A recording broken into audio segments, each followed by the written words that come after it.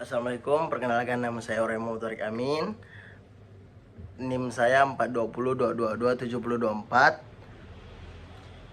Hari ini saya akan berpresentasi tentang mata kuliah tipologi bangunan gedung yang diampuh oleh Pak Indrayadi STMT. Mari kita lanjut ke slide. Pertama ada iklim tropis. Iklim tropis adalah jenis iklim yang umumnya ditemukan di wilayah-wilayah yang terletak di sekitar garis khatulistiwa antara 23,5 derajat lintang utara dan 23,5 derajat lintang selatan. Wilayah-wilayah ini mendapatkan banyak sinar matahari sepanjang tahun yang menyebabkan suhu udara yang relatif tinggi dan sedikit variasi suhu sepanjang tahun. Ciri utama iklim tropis adalah suhu yang rata-rata hangat, biasanya berkisar antara 20 Celcius hingga 30 Celcius. Iklim tropis juga cenderung memiliki dua musim utama. Pertama yaitu musim hujan dan musim kemarau. Pada musim hujan, wilayah ini sering mengalami curah hujan yang tinggi, sementara pada musim kemarau, curah hujan lebih sedikit. Iklim tropis itu memiliki ciri khas yang membedakannya dari iklim lainnya. Pertama, suhu tinggi sepanjang tahun. Suhu di daerah tropis biasanya berkisar antara 20 Celcius hingga 30 Celcius dengan variasi suhu yang relatif kecil antara siang dan malam serta antara musim panas dan musim dingin. Curah hujan tinggi. Daerah beriklim tropis umumnya memiliki curah hujan yang tinggi, terutama di wilayah yang dekat dengan khatulistiwa, termasuk Pontianak ya. Dua musim utama iklim tropis biasanya memiliki dua musim, yaitu musim hujan dan musim kemarau.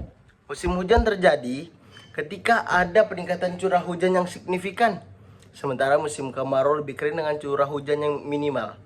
Kelembapan udara tinggi daerah tropis seringkali memiliki tingkat kelembapan udara yang tinggi, terutama selama musim hujan. Ini dapat membuat udara jadi dingin. 5. Kaya keanekaragaman hayati. Ya, iklim tropis mendukung keberadaan hujan tropis yang merupakan rumah bagi berbagai jenis flora dan fauna. Keanekaragaman hayati di daerah tropis sangat amat tinggi. Sinar matahari yang melimpah. Daerah tropis menerima banyak sinar matahari sepanjang tahun yang berkontribusi pada suhu tinggi dan pertumbuhan vegetasi yang cepat. Terus, variasi iklim lokal.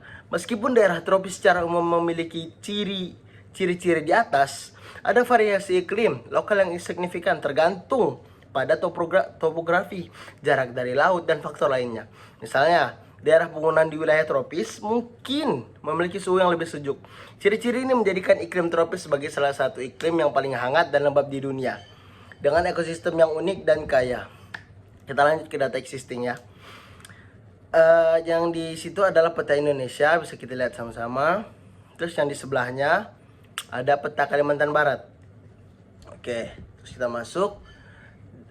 Di situ di yang sebelah ini ada peta Pontianak, dan di sini lokasi tapak yang akan menjadi tempat yang saya bangun. Pertama kita menganalisa dari mataharinya dulu. Analisa matahari. Menurut data, matahari pagi itu dari jam 6 sampai jam 10 WIB ya. Terus matahari siang dari jam 10 sampai jam 14 WIB. Terus matahari sore dari jam 3 sampai jam 18. Jam 18 itu berarti kurang lebih jam 6. Terus analisisnya. Site akan terkena matahari dari pagi hingga sore hari. Puncak panas di area site pada siang hari. Kita bisa lihat kan di situ ada gambar site lokasi tapak dan arah mataharinya kemana-mana. Terus respon apa sih yang saya berikan? Respon yang saya berikan adalah memberikan sun shading yang bertujuan agar mengurangi paparan dari sinar cahaya matahari. Dan yang itu adalah sedikit gambaran animasi ya, supaya kita gampang mengayalkannya. Terus ada analisa angin, data arah angin dari selatan ke utara pada malam hari, sedangkan arah angin dari barat ke timur pada siang hari. Analisis Angin cukup kuat pada area kanan tapak dikarenakan masih terdapat banyak vegetasi di sampingnya. Dikarenakan tapak saya itu di sebelah kanannya itu masih banyak tumbuhan-tumbuhan liar, jadi respon membuat void agar bangunan mendapat udara segar yang akan mengisi ke seluruh bangunan. Terus kita masuk ke side plan. Oke, sekarang kita masuk ke side plan. Bisa dilihat ini side plan-nya. Lebar bangunan saya itu adalah 20 meter dan panjang bangunan saya adalah 25 meter. Bisa dilihat untuk tempat parkirnya ada di sebelah kanan tapak dan kiri tapak. Ada 2 parkiran mobil di depan dan banyak parkiran motor-motor ya. Lanjut. Denah lantai 1 bisa kita lihat pertama di denah lantai 1 kita lihat tuh ada kamar kos. Jadi kalau kalian masuk nih, udah masuk tuh, di sebelah kiri ada kantin, masuk. Nanti itu ada kamar di kantin di bawah, terus ruang penjaga di bawah, terus di bawah itu ada 4, 5, 6, 7, 8, 9, 10, 11, ada 12 kamar di bawah. Oke, kita lanjut ke denah lantai 2. Nah, denah lantai 2 juga kurang lebih. Di lantai 2 terdapat 1, 2, 3, 4, 5. Di lantai 2 terdapat 11 kamar. Dan ada void di tengah-tengahnya. Dan di depannya juga ada balkon. Oke, kita lanjut ke denah lantai 3. Di lantai 3 hanya terdapat 7 kamar ya, 7 kamar. Terus belakangnya itu buat apa, Kit?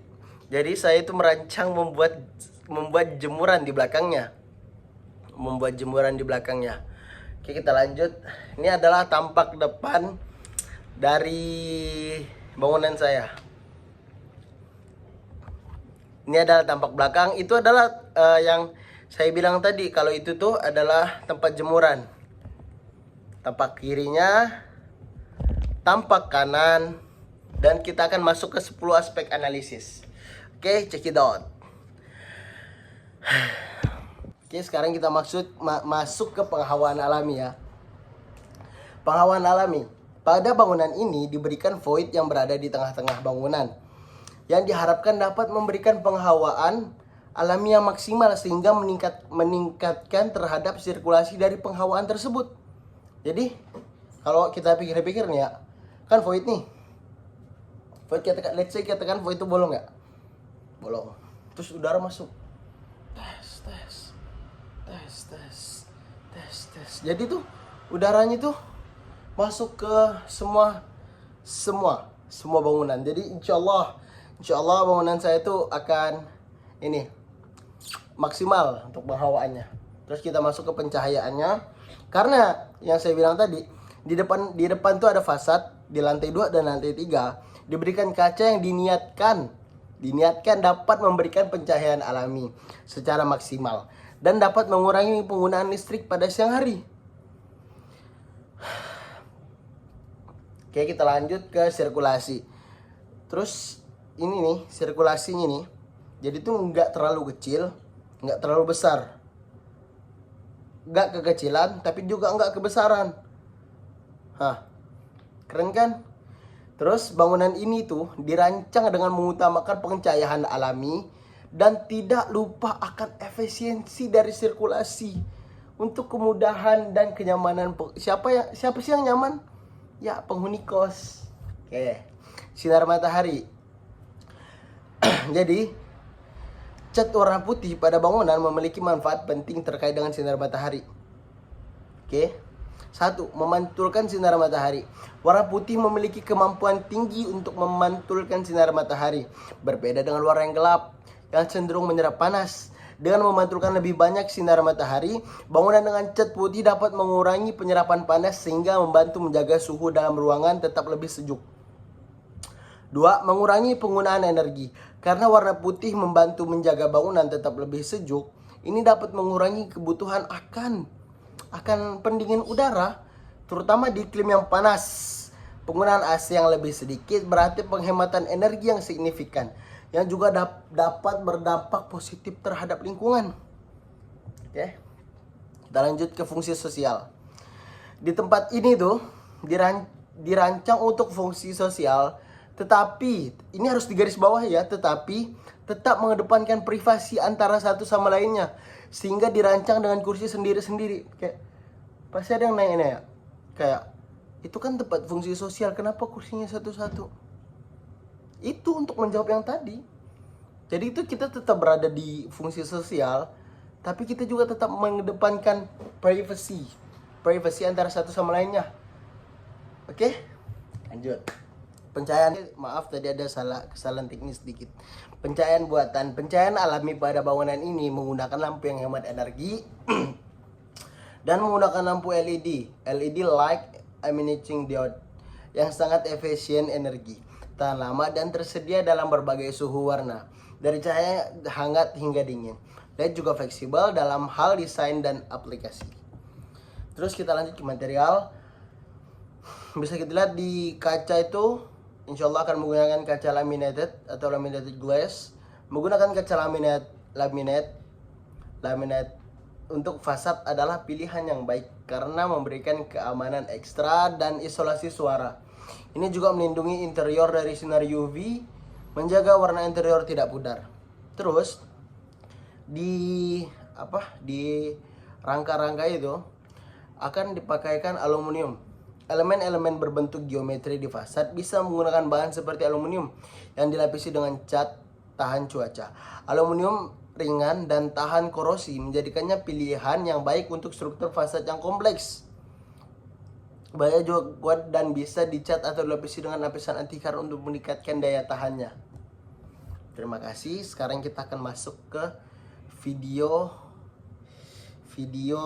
ini, animasinya. Check it out. Asik. Put your hands up in the air, put your hands